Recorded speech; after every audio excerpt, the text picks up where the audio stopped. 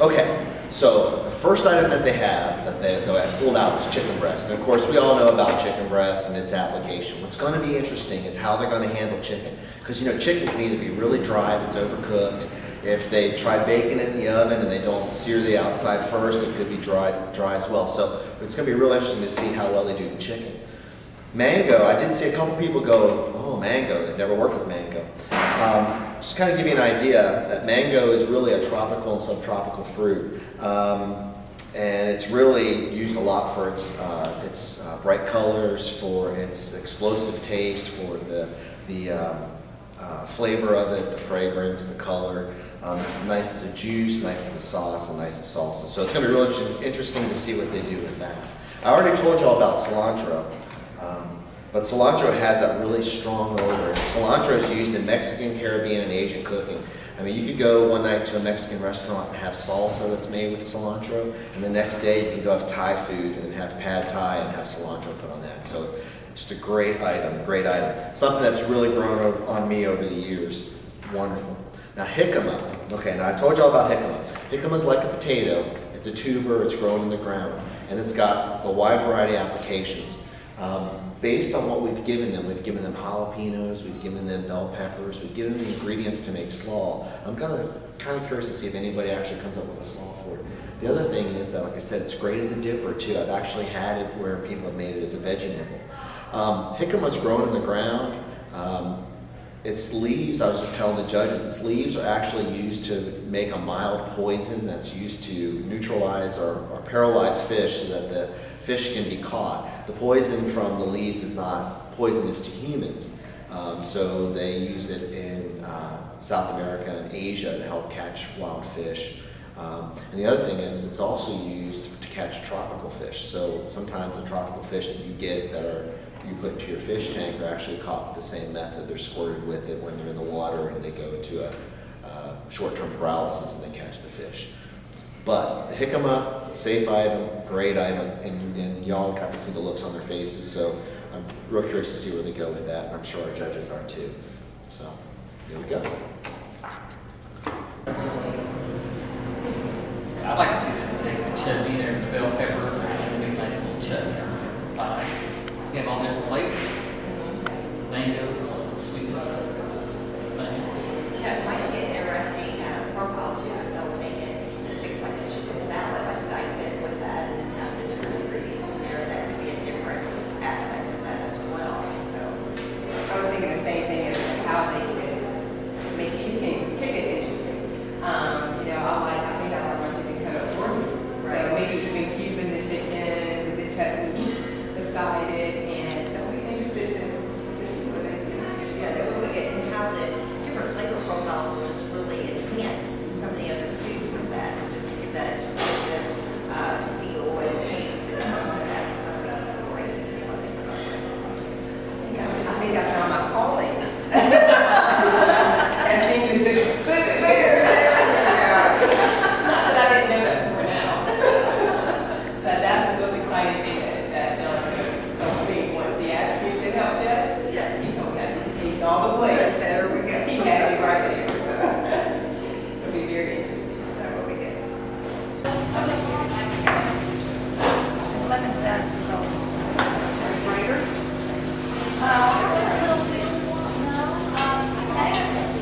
Over there, on my paper.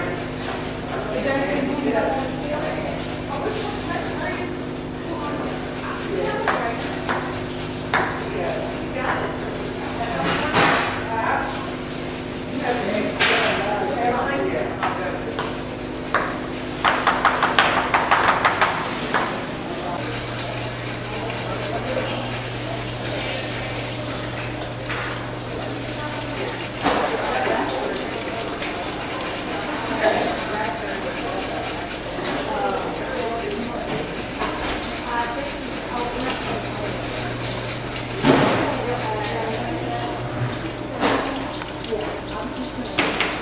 Hey guys, y'all need a grinder? Y'all want a grinder? Yeah, we do need to try it, please. Thanks, darling.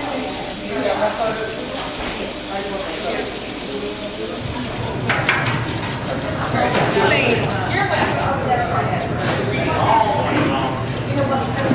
What's interesting is when you watch shows like Chopped on the Food Network where they do these competitions, you see in the kitchen where they're struggling sometimes, you see them cutting themselves, you see them running around crazy, you see them not washing their hands properly, but look at the quality of the personnel that we have in child nutrition. Look at the fact that we have folks in hairnets. You know that they've been washing their vegetables and doing all the food handling practices that make what we do so good. So I'm very, very impressed. And this group over here, they've already got the chicken in the oven. They are dicing up the foods that they have for their side dishes. And then over here, we've got Team Clueless over here, and they are working through their chicken right now. They're seasoning their chicken. They've got something making like a salad over here. Take them out right here. Well, Giles, look at the bright colors. Look at the, you know, one of the things that we work for is eye appeal. Look at the colors. It's beautiful food that these teams are working on. So impressive, so impressive.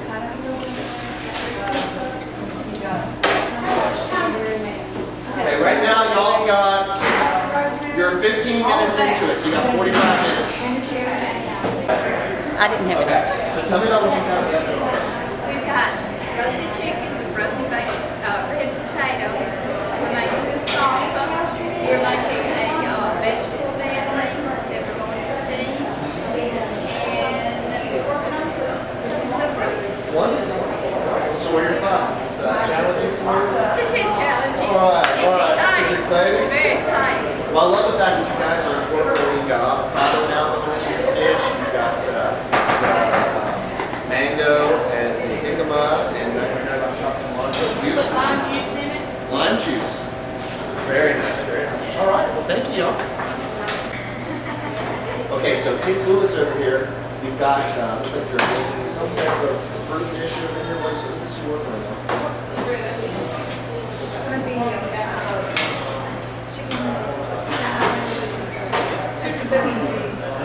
Chicken sesame salad. Doggett seed. And it's like mango's giving Sherry a little bit of fits over here as far as being able to cool it. But not quite as ripe as we would like, but we've got some cherries over here. And we've got pineapple here. And we've got chicken. Looks like the chicken's kind of marinating here. What you marinated? Rosemary. Lemon juice. All right, thanks. Okay, we've got our judging team here. They're taking a look at this production. What's your thoughts, y'all? Well, I think we've got two separate thought processes going on here, which is going to be very interesting for us to see. And I just had a question because I wasn't sure if they were able to bring any special ingredient that they wanted to. And the answer was no. No, they had to work with what was in the kitchen. That will make it even more interesting to see. And we did, I think it was Team Giles that actually was interested in, they wanted to know in advance what was in the kitchen because they wanted to create some recipes in advance. Yeah. But we really felt like for them to be able to work with the items, they needed to know what was in the mystery basket first. And so I thought that would be a good way of doing it. Yeah, I think we've got two completely different approaches going here with what their ingredients are, and even in the method of cooking is very different. So. Yeah, it seems as though we've got more of a traditional process going on with Giles as far as a traditional meal. Right. Where with Team Clueless here, we've got more of a South level. So it'll be interesting to see the results. Is this gonna be cilantro?